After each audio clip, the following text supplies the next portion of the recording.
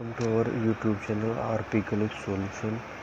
देखो यारो, फ़िलहाल न्यू चैनल बनाया है तो नई शुरुआत करने के लिए बहुत ज़्यादा सपोर्ट की ज़रूरत होती है।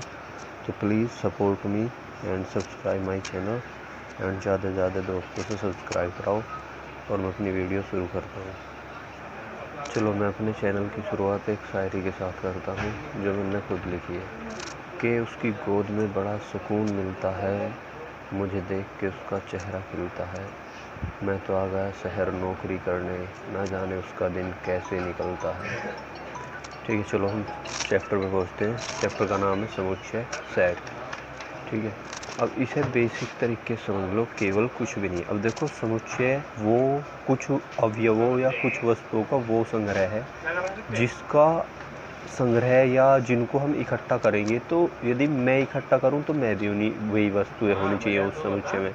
या मीन्स ऐसे मान लो, जैसे एक कमरा है, इस कमरे में मैंने कुछ गेंद डालने के लिए कहा, 5 गेंद डालने के लिए कहा, 5 नहीं या कुछ गेंद डालने के लिए कहा, तो मैं भी वही गेंद डाल लूँ। गाँव से या कहीं शहर से कोई बंदा डाल रहा है तो मतलब पूरी दुनिया का बंदा भी वही ही गेंद डालना चाहिए।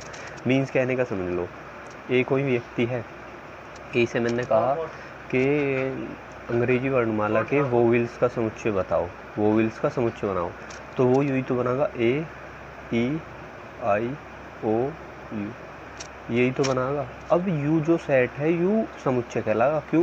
क्योंकि समुच्चय होता है जो मतलब जो हर कोई सेम ही बनावे है।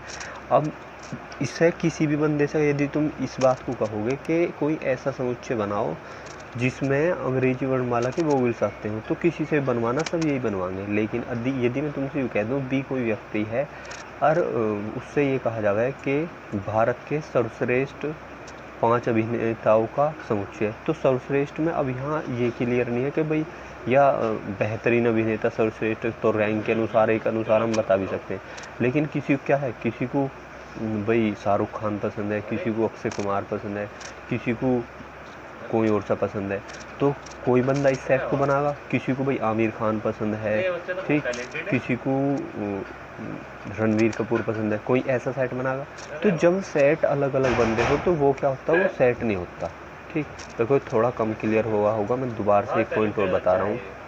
मान लो, देखो, सेट को निरूपित हम अल्फ़ाबेट के किसी भी अक्षर से करेंगे, ए से लेके जेड तक के किसी भी अक्षर को उठा लेंगे। ठीक, उसके लिए मंझला कोष्टक लगाएंगे, बीच में उन्हें अवयव लिखेंगे और क्या करेंगे, वहाँ कोमा से शो करेंगे।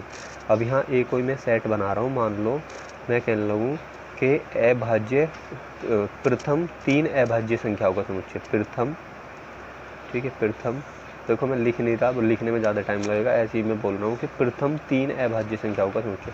अब पहली 3 अभाज्य संख्या कौन सी होती है, 2 3 5। अभी ने मैंने बताया फॉर्म शो करूँ, तो तुम किसी से ही बनवान लगो, हर व्यक्ति इसी को तो बनाएगा भाई। किसी भी दुनिया के किसी भी स्टूडेंट से बनवाओगे तो सेट की फॉर्म यही बनेगी। अब वही समुच्चय कहलाता है जो कोई भी बनावे तो सेम बने। ठीक है, इसमें समझाने के लिए इतना ही। अब इसमें थोड़ा सा रोस्टर फॉर्म, समुच्चय निर्माण रूप और कुछ विधि देख लो। एक चीज़ आएगी इसमें, देखो, यदि ऐसे लिखे हुए हैं तो इसे बोलते हैं समुच्चय निर्माण विधि या रोस्टर फॉर्म। एक और मैं अभी बता रहा हूँ, एक सेकंड चेक करके, क्योंकि बुक खोलनी पड़ेगी। देखो, जैसे यहाँ इसमें कुछ चीज़ें दर्शाई गई हैं, इन्हें समझिए। देखो, 10 से कम विषम प्राकृत संख्याओं का समुच्चय जो हम बनाएंगे, कोई भी बनाएगा सेम ही बनाएगा, अलग अलग नहीं होगा। भारत की नदियों का समुच्चय जो कोई बनाएगा सेम ही बनाएगा। ये कुछ उदाहरण दिए हुए हैं, इन्हें समझ लेना। देखो, यदि समुच्चय ना समझना है, खैर ऐसा तो डिफ़िकल्ट है नहीं इसमें कुछ भी। ठीक है, ये थोड़े से कुछ पॉइंट है, इन्हें याद कर लो। यानी प्राकृत संख्याओं का समुच्चय, इन्हें तुम्हें पता होना चाहिए कि प्राकृत संख्याओं के समुच्चय को एन से रिप्रेजेंट करेंगे, पूर्णांकों के समुच्चय को जेड से रिप्रेजेंट करेंगे, परिमेय संख्याओं के समुच्चय को क्यू से रिप्रेजेंट करेंगे। ठीक है, इसमें पढ़ने का लिए कुछ नहीं था। एक चीज़ है, जैसे यहाँ से सेट ए है, एक इसमें इप्सिलीन वर्ड आता है, इसे हम इप्सिलीन बोलते हैं। ऐसे करके ईसा जो बना होता है, इसे इप्सिलीन बोलते हैं। इप्सिलीन दूसरे लफ्ज़ों में बिलोंग मतलब किसी समुच्चय से आना। तो जैसे ये 2 है, इस 2 को मैं इप्सिलीन का साइन लगा के लिख सकता हूँ कि 2 बिलोंग्स टू सेट ए। यह 2 जो है वो समुच्चय ए से आ रहा है, इसे क्या बोलते हैं, बिलोंग्स। ठीक है, तो इसे याद रख लो, इसे बिलोंग बोलते हैं। और मान लो जैसे मैं यहाँ यूँ कह लूँ कि 7 क्या ई से बिलोंग कर रहा है, 7 बिलोंग्स कर रहा है क्या ए से। जब ए में 7 है नहीं तो बिलोंग्स नहीं कर रहा तो उसके लिए इसे काट देते हैं। ये दोनों सिंबल याद रख लो, इसे बिलोंग्स टू बोलते हैं, मतलब इप्सिलिन बोलते हैं। लेकिन कहेंगे क्या रखे, 2 बिलोंग्स टू ए या 7 इज़ नॉट बिलोंग्स टू ए, ठीक है। अब एक यहाँ इसमें कुछ फॉर्म है, एक तो रोस्टर या सारणीबद्ध रूप है या समुच्चय निर्माण रूप। रोस्टर फॉर्म समझ लो, रोस्टर फॉर्म यही वाली फॉर्म होती है जो हम अंक के रूप में लिखते हैं, और समुच्चय निर्माण रूप फॉर्म वो होती है जो हम थोड़ा हिंदी टाइप में लिखते हैं।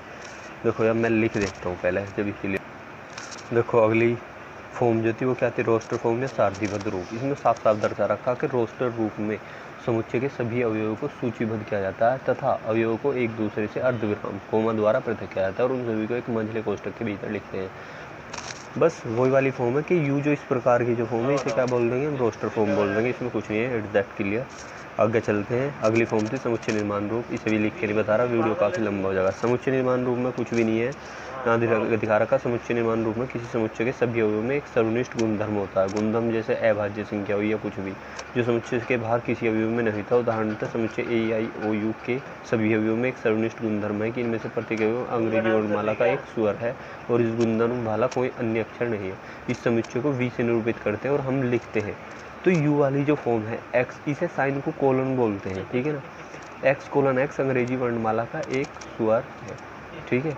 एक्स कोलन एक्स, एक्स अंग्रेजी वर्णमाला का एक स्वर है।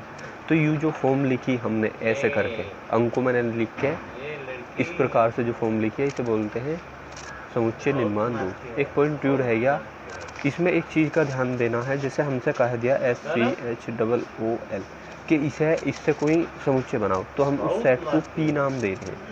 अब पी के लिए हम क्या करेंगे, मैंने बताया कि अवयवों को क्या करते हैं, उसमें ऐसे लिखते हैं और क्या करते हैं, कोमे का प्रयोग करते हैं। तो एस आ गया, सी आ गया, एच आ गया, कोमा, ओ आ गया, तो एक और तो बच गया, तो एक और लिख दो। नहीं, जब हम अवयवों को समुच्चय में लिखते हैं तो एक ही बार होता है, दोबारा नहीं लिखते। समुच्चय में या रोस्टर फॉर्म में, या पहली बात तो समुच्चय में ही कोई भी अवयव रिपीट नहीं होता, ठीक है।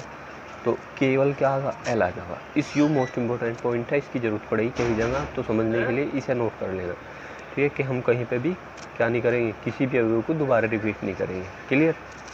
आगे चलते हैं, यहाँ से उपयुक्त समझते ये इजी है, इसके अलावा में चलो यहाँ तक इतना तो क्लियर हो ही गया होगा। अब देखो इसको एग्जाम्पल समझ लेते हैं और पॉइंट कुछ इसमें बचा नहीं है। जो कह रहा है समीकरण x² + x - 2 = 0 का हल जो होगा समुच्चय रोस्टर रूम में लिखिए।